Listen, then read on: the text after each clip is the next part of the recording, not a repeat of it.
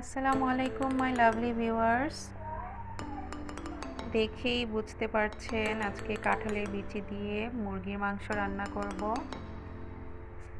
তো মুরগির মাংসটাকে আমি রেগুলার কাট করে কেটে নিয়েছি, আর এখানে আমি ধুয়ে রেখেছি। আর কাঁঠালের বিচিটাকে আমি উপরের লাল অংশটা ফেলে দিয়ে সুন্দর করে ধুয়ে পরিষ্কার করে নিয়েছি। এখন আগে কাঁঠালের বিচিগুলোকে সেদ্ধ করে নিব। সেই জন্য চুলায় একটি হাঁড়িতে বসিয়ে দিয়েছি, আর দিয়ে দিচ্ছি সামান্য একটু লবণ, দিয়ে এবার ঢাকনা দিয়ে দিব।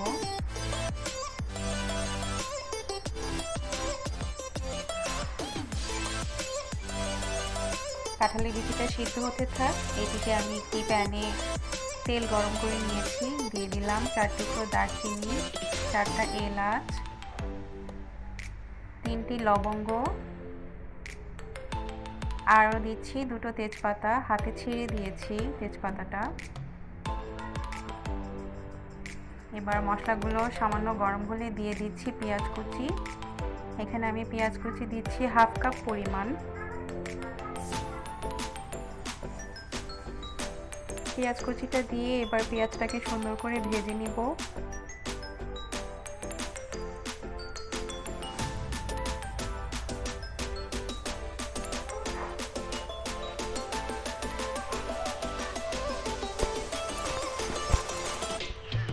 এই তো আমার পেঁয়াজ ভাজা প্রায় হয়ে এসেছে। দিয়ে দিচ্ছি কয়েকটা কাঁচামরিচ ফালি।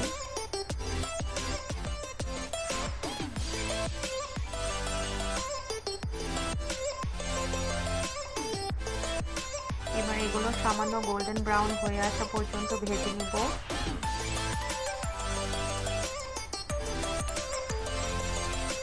মুরগির মাংস তো অনেকে অনেক কিছু দিয়ে রান্না করে থাকেন, কাঁঠালের বিচি দিয়ে রান্না করে খেয়ে দেখবেন, খুবই মজার হয়। দিয়ে দিলাম 1.5 চামচ আদা বাটা, 1.5 চামচ রসুন বাটা। এবার এটাকে মিক্স করে নিচ্ছি।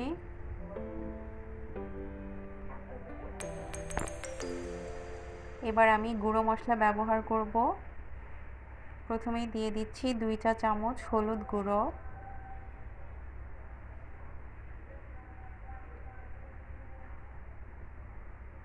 1.5 চা চামচ দিচ্ছি মরিচের গুঁড়ো,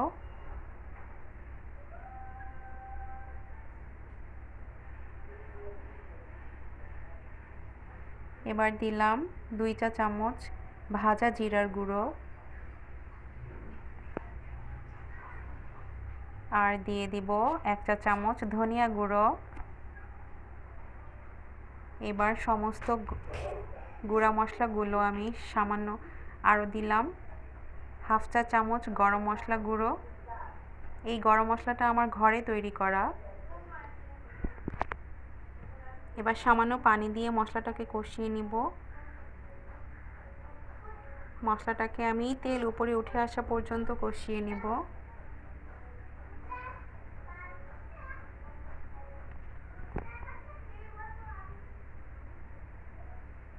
এই দেখুন আমার মশলাটা খুব সুন্দরভাবে কষানো হয়ে গেছে এবং তেলটাও উপরে উঠে এসেছে। আমি লবণ দিয়ে দিলাম 1 চা চামচের মতো।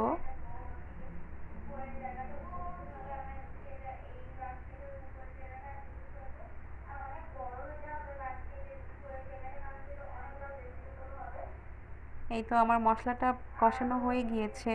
এখন আমি দিয়ে দিব মুরগির মাংস।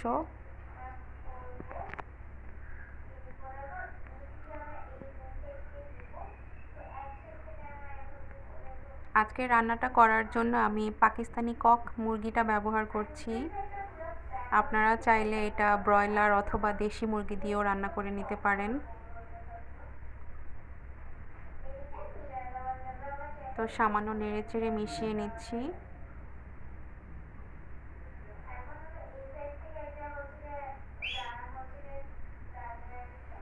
এবার আমি ঢাকনা দিয়ে সুন্দর করে মাংসটাকে কষিয়ে নিব।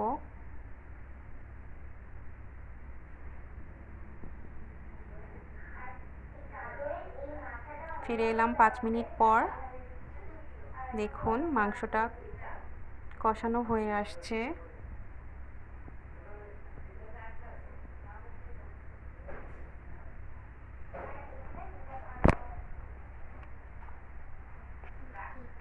এই কষানো অবস্থাতেই মাংসটা থেকে এত সুন্দর স্মেল বের হচ্ছে।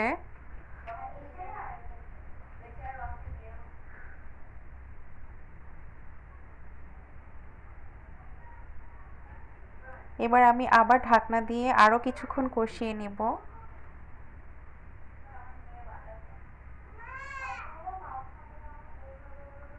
এই তো আমার কষানো প্রায় হয়ে এসেছে।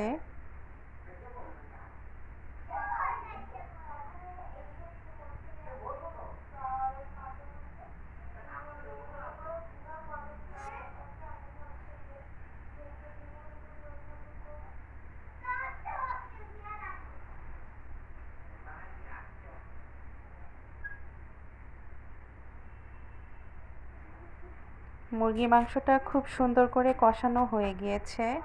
এখন আমি এতে দিয়ে দিচ্ছি পানি। মাংসটা সেদ্ধ হওয়ার জন্য পরিমাণ মতো পানি দিয়ে দিলাম। আমি এখানে প্রায় 2 কাপ পানি ব্যবহার করেছি।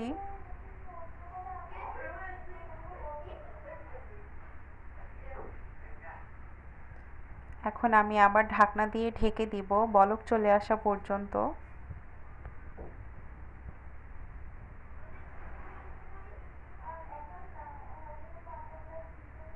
এই দেখুন বলক চলে এসেছে।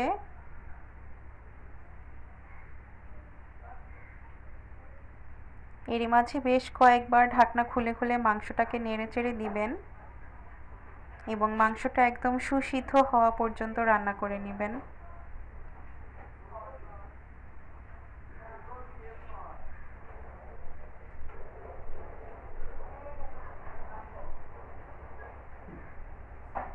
এবার আমি দিয়ে দিলাম সে আগে থেকে সিদ্ধ করে রাখা কাঁঠালের বিচি।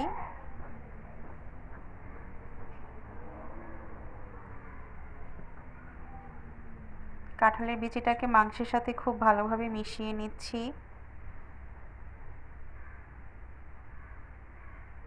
এই কাঁঠালের বিচিটা দেওয়ার পরেও আমি আরও কিছুক্ষণ ঢাকনা দিয়ে এটাকে রান্না করে নিব। এরই মাঝে দেখে আসি আমার বিড়ালটা কোথায়।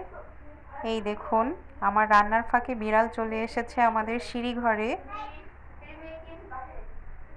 আর আমাকেই ডাকছে খাবার খাওয়ার জন্য। ওকে একটু শুটকি খেতে দিয়েছিলাম, লইট্টা শুটকি, বেশ মজা করে খাচ্ছে।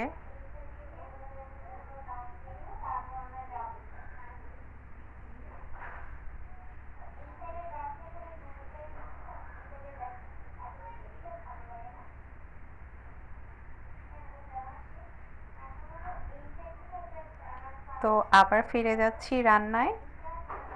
দেখুন আমার মুরগির মাংসটা প্রায় হয়ে এসেছে। এবার আমি রান্নার শেষ পর্যায়ে কিছুটা ভাজা জিরার গুঁড়া ব্যবহার করব। এই জিরার গুঁড়োটা শেষ পর্যায়ে ব্যবহার করলে সুন্দর একটা স্মেল আসে। এই দেখুন কাঁঠালের বিচিগুলো একদম সুন্দর সুসিদ্ধ হয়েছে।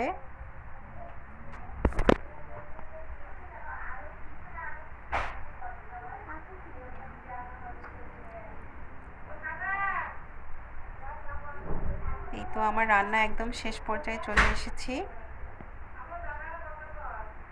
এই তো দিয়ে দিলাম আধা চা চামচের মতো ভাজা জিরার গুঁড়ো।